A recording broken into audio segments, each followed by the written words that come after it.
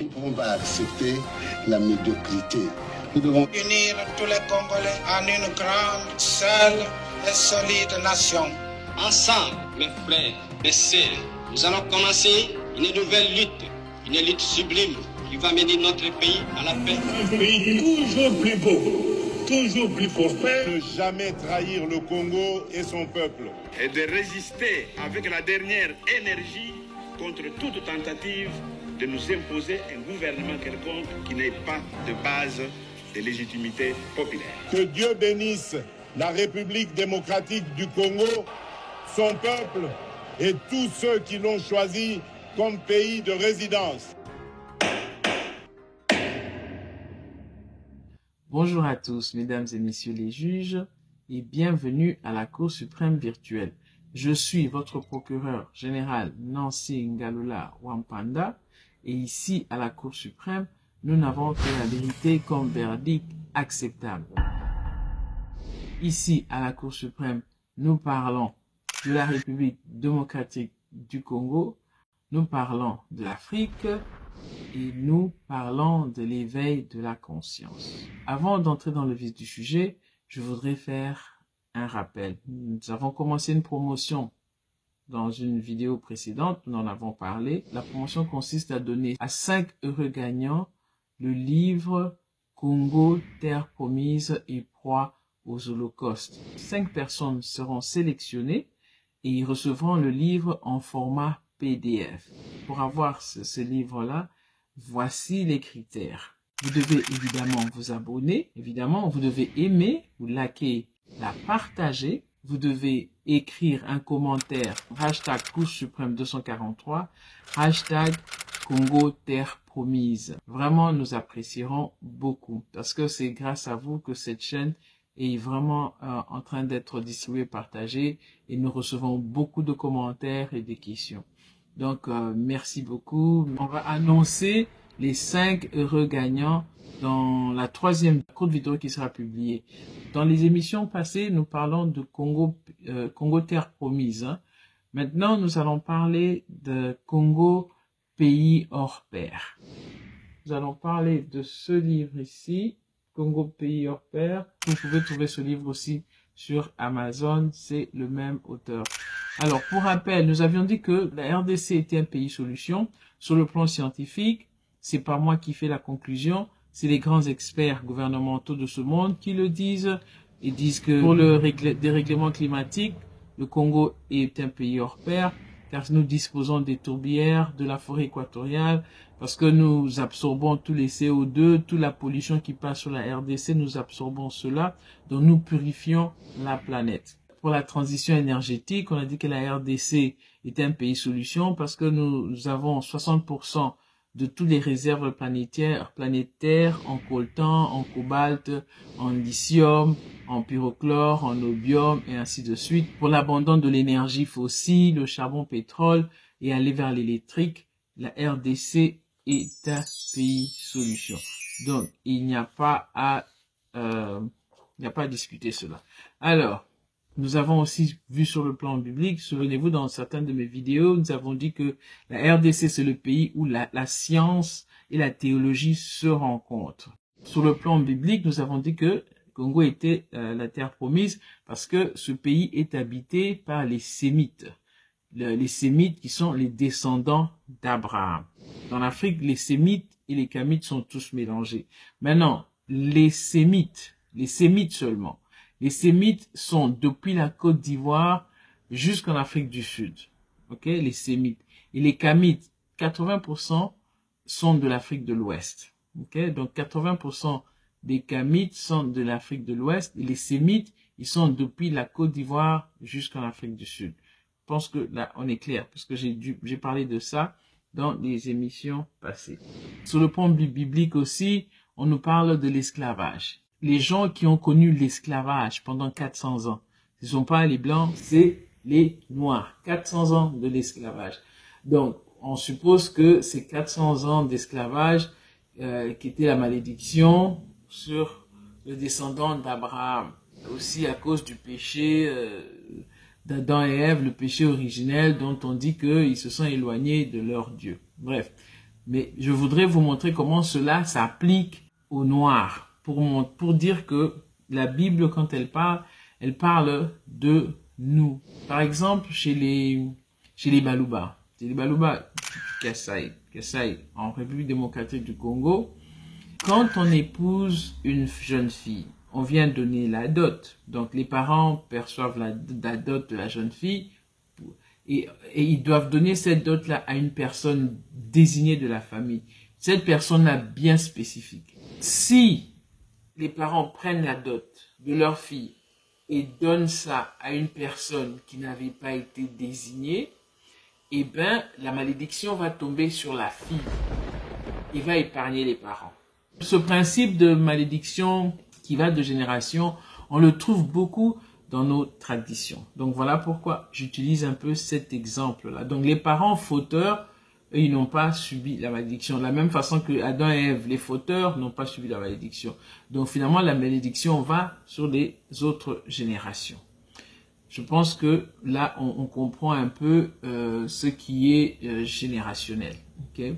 Alors maintenant, regardez par exemple dans Exode, chapitre 20, verset 5, on parle de la malédiction générationnelle qui va jusqu'à la 4e génération. 4e génération qui représente 400 ans, 4 siècles. On parle de la dispersion, des 7 dispersions jusqu'aux îles. Tout ça, c'est la malédiction. Donc on dit, pendant 400 ans, vous allez être esclave, pendant 400 ans, donc 4 siècles, 400 ans, 7 dispersions jusqu'aux îles. Quand vous regardez, ça ne s'applique pas à personne d'autre sur cette planète. Ça s'applique vraiment à nous les Africains. Alors, vous regardez, entre 400 ans, c'est de 1619 à 2019. 400 ans exactement. En 1619, il y a l'arrivée des premiers bateaux d'esclaves en Virginie. En 2019, retour de plus de 300 familles des îles au Ghana, à Brazzaville et à Kinshasa. Ici à la Cour suprême, nous mettons les faits devant vous. On les analyse et c'est vous les juges, c'est vous qui donnez le verdict. Donc nous, comme j'avais dit, nous analysons des bases de données, nous faisons des recherches et nous les mettons devant vous et c'est vous qui faites le verdict. Donc, regardez ceci. 4 siècles après, 400 ans après, 7 dispersions. Alors, le peuple qui a connu l'esclavage pendant 400 ans, les peuples qui ont connu les dispersions pendant 400 ans, 7 dispersions, je n'en connais pas d'autres que les Noirs. Donc vous voyez que toutes ces malédictions appliquées dans la Bible, on parle d'un peuple. Aujourd'hui, nous savons que les personnages dans la Bible ne sont pas ceux-là qu'on nous a présentés au départ. Ils ne sont pas blancs. Donc on a changé les couleurs. Et je vous ai même posé la question dans une vidéo. Si on a toujours présenté le diable noir, maintenant, si on change de couleur, on connaît la couleur du diable, la peau du diable. Alors, donc, des exemples de malédictions que nous trouvons par exemple dans la Bible, je ne vais pas lire tous les versets, mais vous pouvez les lire. On voit que nous avons été frappés par les mêmes malédictions que nous retrouvons dans Exode 25, qui a été appliqué aux Israélites de Samarie, selon Daniel 9, 1 à 14, appliqué aux Judéens de Jérusalem, selon Ézéchiel 37, 1 à 14, appliqué à l'Égypte pour avoir accueilli les Israélites de Samarie et les Judéens de Jérusalem, selon Jérémie qui en parle abondamment. Nous avons aussi dit que nos langues étaient des langues authentiques, dialectes de l'hébreu. Nous avons dit ça dans les vidéos précédentes. Vous pouvez les écouter, surtout dans la vidéo où on a fait la vidéo sur les 12 pierres précieuses qui représentent les 12 fils de Jacob. Je vous ai dit qu'on allait parler de la victoire et que la victoire était certaine. La victoire nous est garantie parce que on est vraiment un pays hors pair parce que tout ce qui se passe dans la Bible semble parler de ce peuple-ci que nous sommes les Noirs. Mais pourquoi la victoire est certaine? Si nous suivons ce que la Bible dit, voici ce que la Bible dit par rapport à la victoire. Les Écritures disent ceci. 2 Chroniques chapitre 12, versets 14 à 21.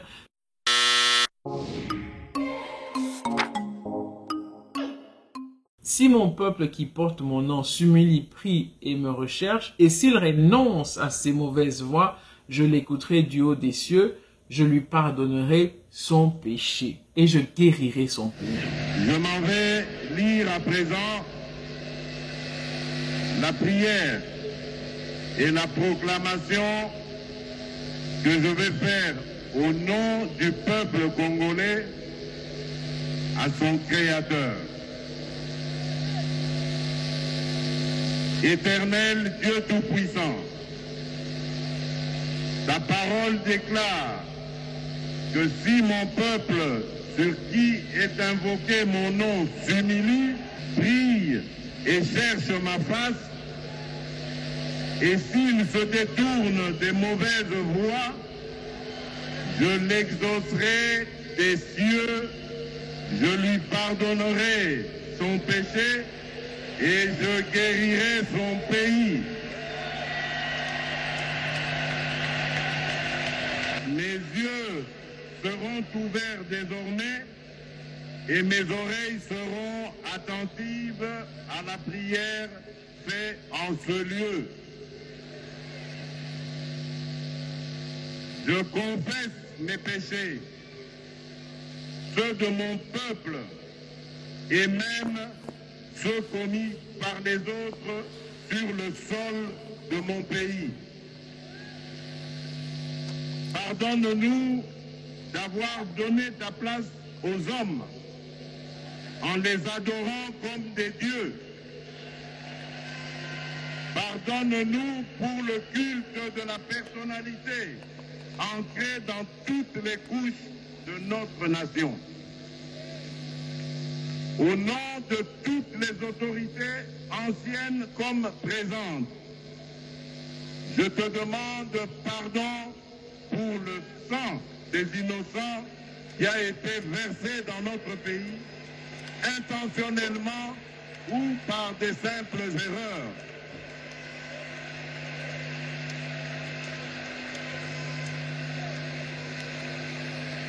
En tant qu'autorité, moi-même aujourd'hui, j'endosse la responsabilité de toutes nos fautes et te demande pardon pour tout abus de pouvoir contre les faibles. Pardonne-nous aussi de n'avoir pas été de bons gérants des richesses que tu nous as données. Pour tous les péchés que j'ai énumérés ou non, même ceux que nous avons oubliés, pardonne-nous, Seigneur. Exauce nos prières et guéris notre pays. Ce qui s'est passé au stade de martyrs correspond exactement 400 ans après. Donc 400 ans après, en 2019, nous avons 300 familles qui quittent les îles, qui vont au Ghana, à Kinshasa et à Brazzaville. Et 400 ans après, nous avons la repentance collective des peuples congolais au stade des martyrs. Alors, la victoire n'est pas gratuite. Il faut aller la chercher. Okay? Donc la victoire, il faut aller la chercher. Par exemple, il y a des sacrifices à faire. Pour Jéricho, par exemple, il y avait des sacrifices à faire. On leur avait déjà donné la victoire, mais on leur avait dit, vous devez marcher 7 fois, crier autour des murs pour que les murs tombent. Donc, nous aussi, notre victoire, nous avons besoin d'une armée. Nous avons besoin d'une armée équipée pour pouvoir combattre nos ennemis, les coalitions rwandaises qui sont contre nous. Mais pour combattre, nous avons besoin des gens compétents.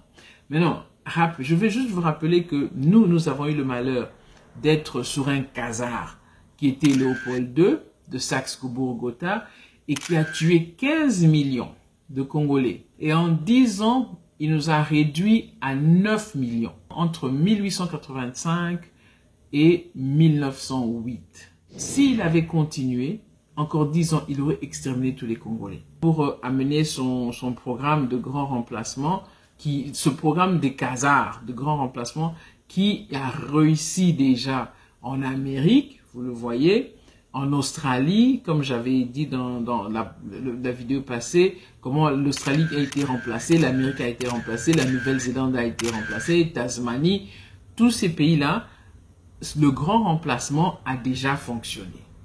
Okay? Et ce sont les khazars qui sont à la base. Maintenant, aujourd'hui, la RDC, les limites de la RDC sont en train d'être négociées par rapport à ce que Léopold II avait fait. Il n'y a pas un peuple sur la terre qui a été tué autant que le peuple congolais. Donc, on va arrêter à cette étape.